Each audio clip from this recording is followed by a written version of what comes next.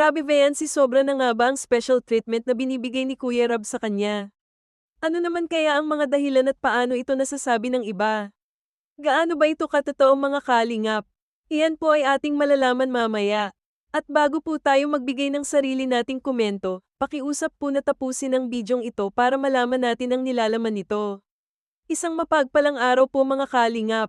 Kumusta po kayo? Narito pong muli ang inyong lingkod Kalingap Vlogs channel na maghahatid sa inyo ng panibagong update patungkol sa inyong paboritong Kalingap beneficiary na si Viancy. Ngayon po mga Kalingap ay inyong malalaman ang tungkol kay Viancy na Damanoy nagiging paborito na daw ng Team Kalingap. Bakit? Kamakailan lamang ay binigyan ni Kuya Rab ng isang napakalaking sorpresa ang buong pamilya ni Viancy.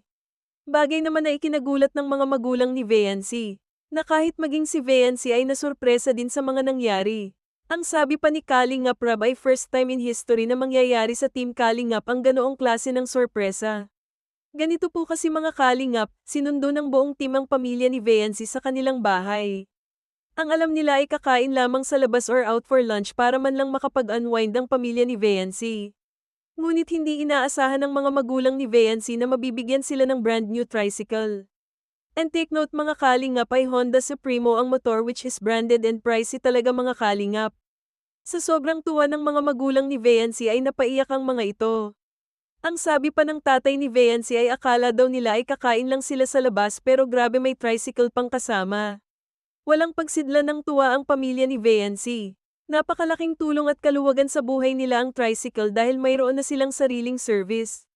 Hindi matapos-tapos ang pagsambit ng salitang salamat ng tatay ni Viancy dahil first time nilang magkaroon ng tricycle.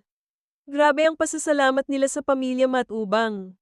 Kay Val Santos Matubang, Ate Edna Vlogs, Ate Jack at Kuya Rab. At syempre sa EDZI Global at Keg supporters na nag-sponsor ng tricycle. Grabe rin naman ang tuwa ni Kuya Rab sa pamilya ni Viancy dahil sa mga biyayang natatanggap ng mga ito. Payo ni Kuya Rab ay manatiling maging mabait at mapagpakumbaba. Ang isa pang sorpresa ay para naman kay Viancy mga Kalingap. Although matagal niya nang alam na bibigyan siya ng motor ni Kuya Val.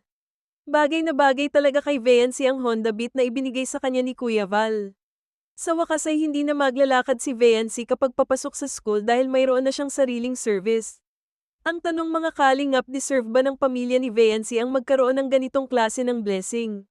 Ang sagot po mga Kalingap ay yes na yes, deserve po nila ito dahil ang tricycle ay kusang ipinagkaloob ng EDZI Global at KEP supporters.